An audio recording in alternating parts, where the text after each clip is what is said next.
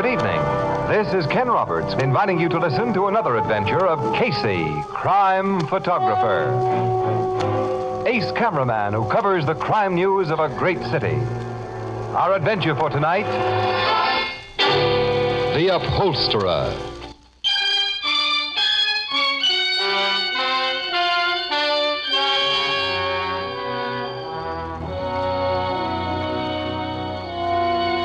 Night. A gloomy street of small, grimy-looking shops, all of which are now closed and dark. In front of one of them...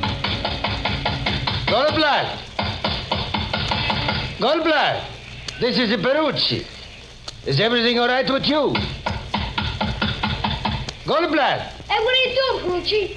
Why are you trying to wake up old man Goldblatt? Is that your business? And what is a small boy like you, Joey, doing out so late? Late? It's only 10:30. Anyway, the old lady ain't home from work yet. Joey, maybe you should go find for me a policeman. You want a cop? I think so. What for? Because...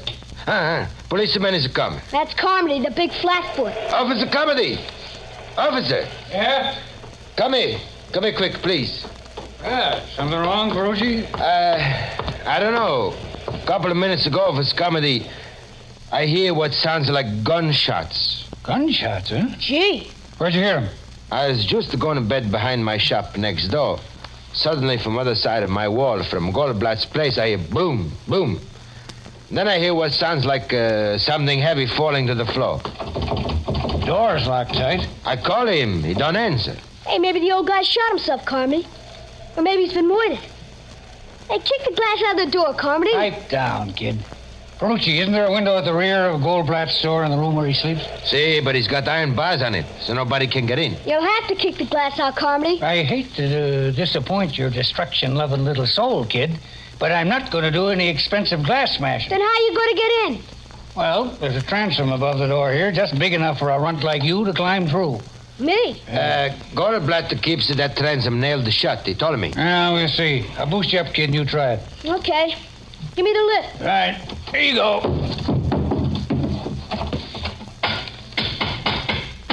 Tight, all right. Can't move it a bit. Well, I guess we'll have to do some glass smashing. Well, But it'll be cheaper to bust that transom than the door. Here, take my nightstick, kid. you going to let me smash it? I can't reach it, and you can from my shoulders. I'll bust it for good. That did it. All right, now I want you to climb through, but knock out all the glass so you won't get hurt. Okay. I won't hurt myself. I'll crawl through now. All I want you to do is drop down and unlock the door. Hey, flash your light to the door glass, Carmy, so I won't be in the dark. Okay. Joey, I see a big chair lying on its side just inside the door. Don't skin your legs on it when you drop. I'll keep an eye on that chair, Perucci. All set to go. Made it swell. Now, you have to move that chair out of the way so you can get at the locks. I'm doing it. Now.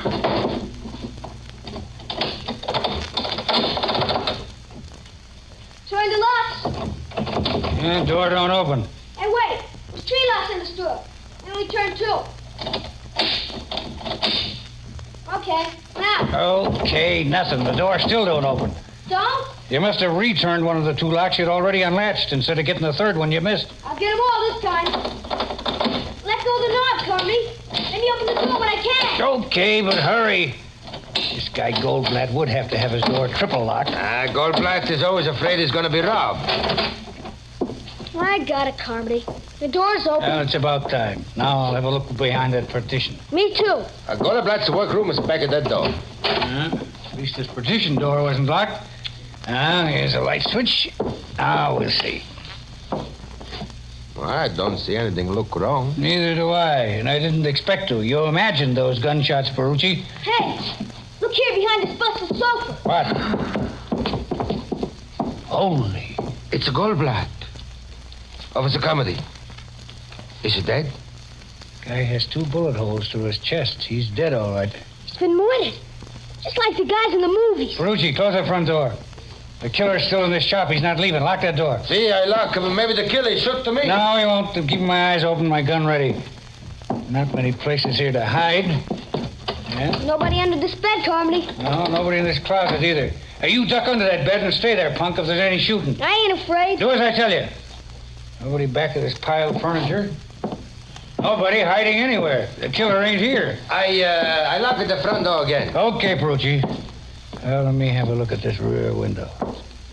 Yeah, closed and locked from inside, and there's heavy bars on it, just like you said. Nobody could get through by that door in the front. Well, there's no other way into this place or out of it. And since nobody but us are here now, it's plain that poor old Goldblatt committed suicide. There's no gap beside him, Carmody. Oh, a gun probably fell into the sofa, kid. Here, I'll push it out of the way. No gun there, Copper. Oh. I see no gun anyplace. Neither do I. Must be under the body. I'll lift it up a little. Still no gap. No. No gat. Like I said in the first place, his job is murder. Yes, but if the killer got out that front door and locked it behind him before we busted in here, how could he have wedged that big chair back of the door after he was outside? And nobody could get out of that locked window in the back. Hey, this is a mystery, ain't it? Yes, and too deep a one for me. Thank the Lord, I'm just a plain uniform cop. I'm using this phone to call the station house. Let them turn the detectives loose on this one.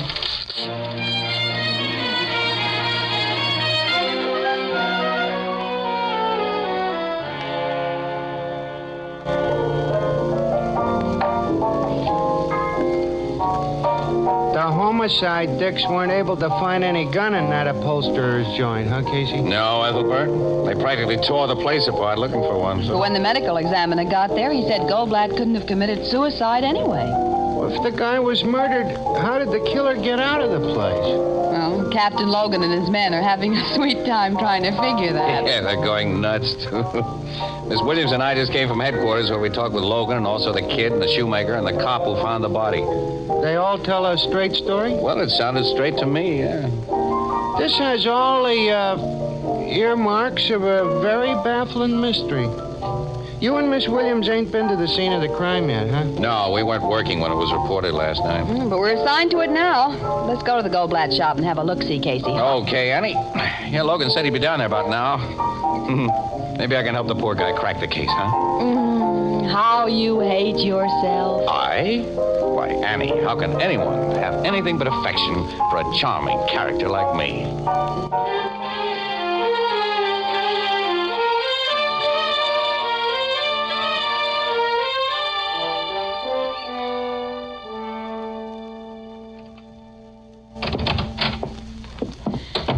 Hello, Captain. Hi, Logan. Oh, so you two are here. Mm-hmm.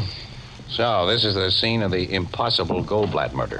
Wait till you size up the joint, wise guy. Oh. 3 good, solid locks on this door. And the door was locked tight by at least one of these locks when the cop and that kid and Perucci tried to get in. But skip the locks and answer this one. After the killer shot the old man and was making his getaway, how did he manage to leave a chair lying against the door inside? Which is the chair? Here, this big old high back. Someone had left it here for Goldblatt to recover. Well, the kid and the cop and Perucci all agree this chair lay inside against the door, which opens inward. Yeah, on its side. I think it was about in this position. Now, it had to be placed this way by somebody inside. It couldn't have been so placed by anybody outside. Well, it may have fallen in that position after the door was closed. Miss Williams, a big solid chair like this doesn't just fall. It has to be wrestled around. All right. Besides, the neighbors say Goldblatt always put a heavy piece of furniture against this door when he closed up for the night. The old guy had a constant fear of being robbed. Well, he was shot through the heart twice. Goldblatt couldn't have put the chair there after the killer left. I know. Dix from the precinct station got here before your guys did last night. I suppose they moved a lot of stuff in the joint. Yeah, to make sure the killer wasn't hiding here. About the only thing they didn't shove around was this sewing machine because it was bolted to the floor. Let me see where they found the body, Lloyd. Come on. It was here in his workroom, behind that old sofa. Have you learned a possible motive for the murder, Captain Logan? No, Goldblatt had no enemies that anyone knows about. But he was so afraid of being robbed, a lot of people in this neighborhood figured he had a lot of dough stuck away here, so someone may have come here last night to get that dough, only they didn't get it, and apparently never even looked for it. Yeah, we were told the precinct Dix found over $100 in Goldblatt's pocket and about $4,000 hidden in his mattress. Those are the first places a thief would look for money. Sure. Casey, see if you can figure it out. Huh? Me? Oh, I'm just a newspaper mug, pal. You're the big chief of the homicide department. Well, I'll soon be back at pavement pounding if I get many more cases like this. And that Casimir killing. Haven't gotten anywhere with that either? No, but I got a chance there. Whoever bumped off Charles Casimir for the $80,000 got some very hot money. That 80 grand was in $100 bills Casimir had just gotten from the bank, and the bank had made a list of the serial numbers, which we've circulated all over the country. Now, when the murderer starts to pass that... Oh, wait a minute, though. He'll lay low for quite a while before he does that. If he's even smart. And he'll try to pass him eventually, and we'll get him. I wish I had a string like that on Goldblatt's killer. Say, Casey, you're a lucky guy, and sometimes you get hunches that don't turn out too badly. And now that you got the lowdown on this thing, you got any ideas? Well, now, what are you paying for ideas these days, pal? You going commercial on me? Well, why not? When you're in a tight spot like this, a little first-class assistant from a qualified expert should be worth, Well, I'll tell you what. The next time a juicy murder is committed, you could let Ann and me in for an exclusive story and pictures. You know I never show that kind of favoritism. Oh, okay. Well, maybe the little idea I have isn't worth it anyway. You got an idea? No, it's just a small one. It's really not worthy of my genius. Well, nuts to you. Get out of here and let me think. Come on, Annie. See you later, pal. I'm afraid so. Hey, Logan, all the furniture in this workroom is stuff that Goldblatt had here for repairs. Naturally, repairing and upholstering furniture was the guy's business. Guess this is a chair he was getting ready to recover. What else? The old cover's been taken off. Taken off neatly, too. Lying here on the floor. Cut carefully around the seams. It wasn't hacked. So what? Now, this overstuffed chair next to it with a shabby old cover still on. Look at that. There's a couple of big cuts in the back. They're away from the seams. As though it had been slashed. It's interesting. I don't see why. Huh? Well, skip it then. Say, Casey... You still don't want to buy any ideas or hunches, pal. If you're serious, I never give reporters or photographers of one paper preference over those of another paper. Okay, tough guy. Well, I can't give a cop preference over my paper. So long, You pal. can go to... so long, Miss Williams. Well, I apologize for this mug, Captain Logan. Goodbye. Logan's sore at me again, Annie. You have no right to rib him when he's in a spot like this.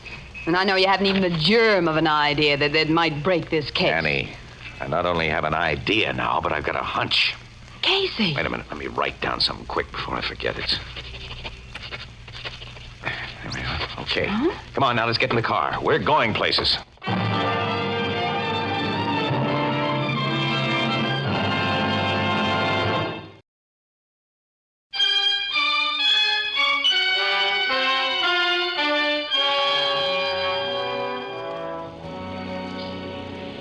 Where are we going, Casey? Not very far, Annie. Oh, will you please tell me? Okay. All right, now. Here's the idea that Logan wouldn't buy. Giving it to him for free if he hadn't been so bullheaded. As it is, we'll prove it ourselves before he gets it. Well, what is the idea? Well, Goldblatt's neighbor, Perucci. He says that after he heard shots last night, he heard something heavy fall in Goldblatt's shop. Mm-hmm. And everybody, including myself, figured he heard Goldblatt fall. And apparently that's what Logan still figures. But, Annie, Goldblatt's body was found a good 20 feet away from Perucci's wall and directly behind a big overstuffed sofa. Now, Perucci didn't hear a body drop. He heard the crash of that heavy chair that fell behind that door as the killer ran out of the door and slammed it behind him. Well, Logan said that the chair couldn't have fallen. And I think he's right. It couldn't have fallen if it were resting solidly on its four legs, but suppose it was piled on top of another chair upside down. Now, there isn't much floor space in Goldblatt's joint. He must have had to pile stuff up so he'd have room to work. Mm-hmm. And if that chair was piled on top of another, it might have toppled easily. The vibration of a door slam would dislodge it. That's right. The precinct men had moved almost everything by the time that Logan arrived. He didn't see furniture in piles, and he doesn't always use his imagination either. And the killer didn't waste precious time locking that door either. But Perucci and the policeman couldn't open it. Because the chair fell between the door and that sewing machine that's bolted to the floor. It formed a solid wedge there until the kid moved it. Then When he thought he was unlocking the door, he was really locking it. Okay, I'll buy that idea. Right. Now, where are we going? To an address I wrote down a minute ago. It's on a work tag attached to a chair in Goldblatt's workroom. Annie, we're going to find out why there were several big knife cuts in the back of that chair.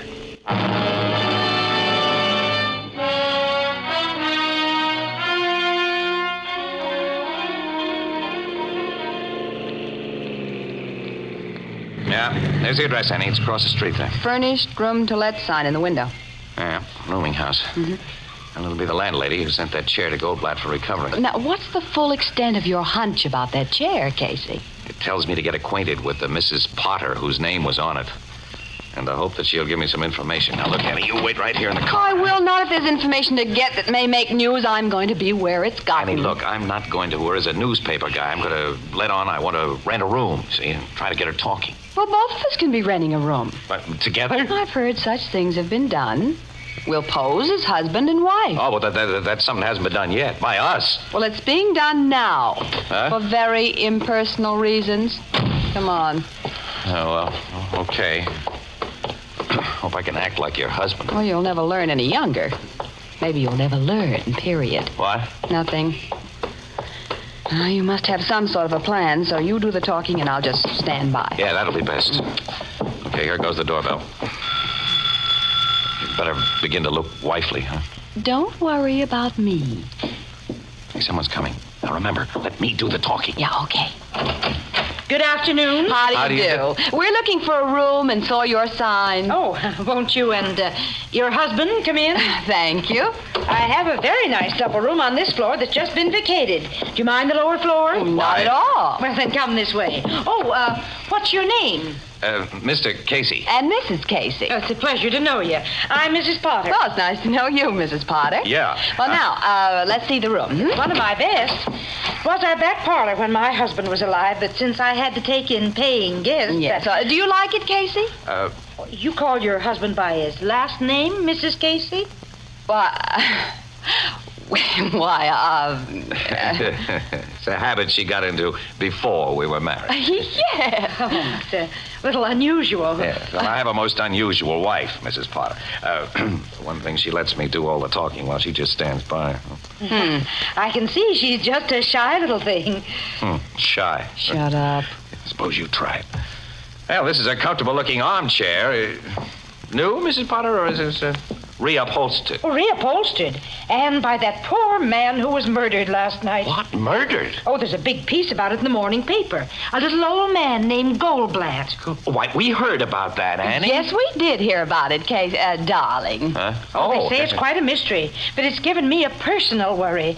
I let him take one of my chairs to his shop only yesterday morning. Yesterday morning? Yes, and now with policemen all over his place, heaven only knows when I'll be able to get it back and in what condition. Well, the cops take pretty good care of things like...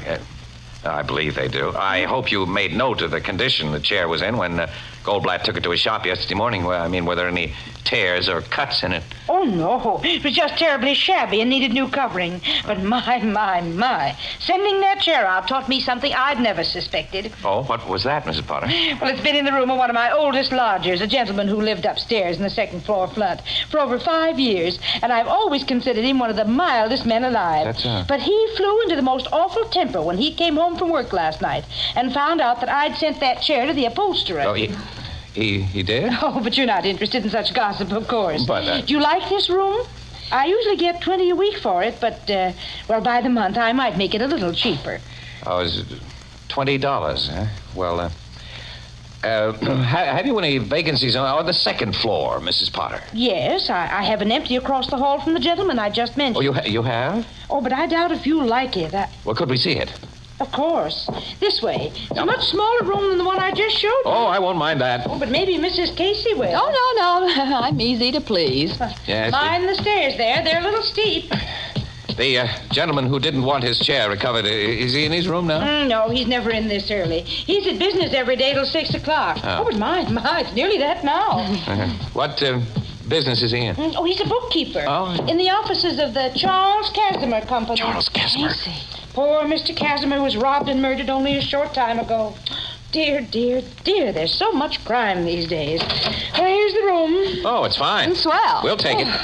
We haven't more than looked into it. Oh, we've seen enough. That's exactly what we want. What's the rent? Why, $15 a week. Okay. Here we are. It's a week in advance. Oh, thank you. Oh, when you move in? Well, we're in now. But you haven't any baggage.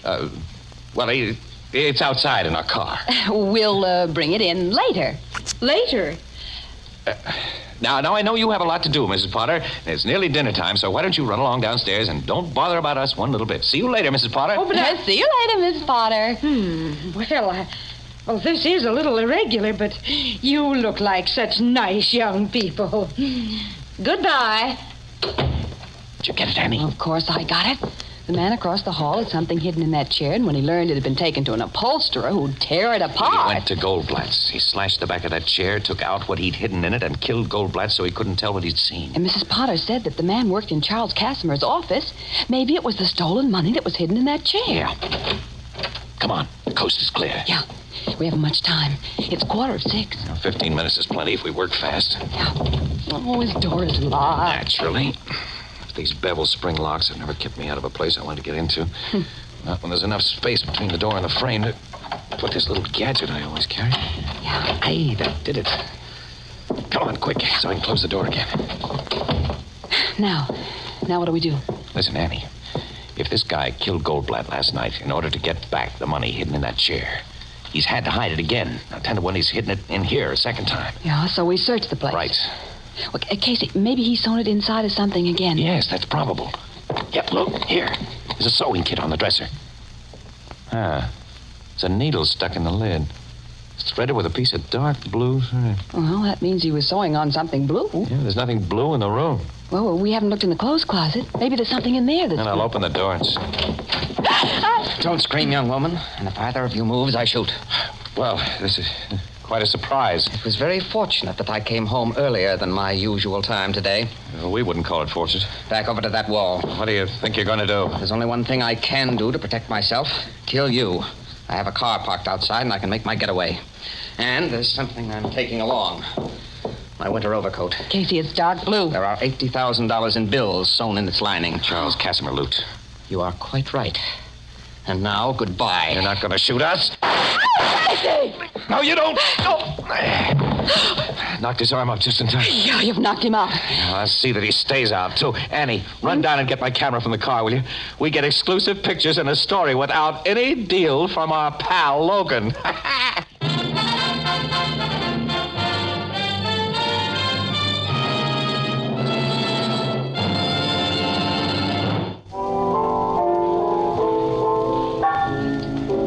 So this guy was the killer of Charles Casimir as well as the murderer of that poor little Goldblatt fella, huh, Casey? That's right, Ethelbert.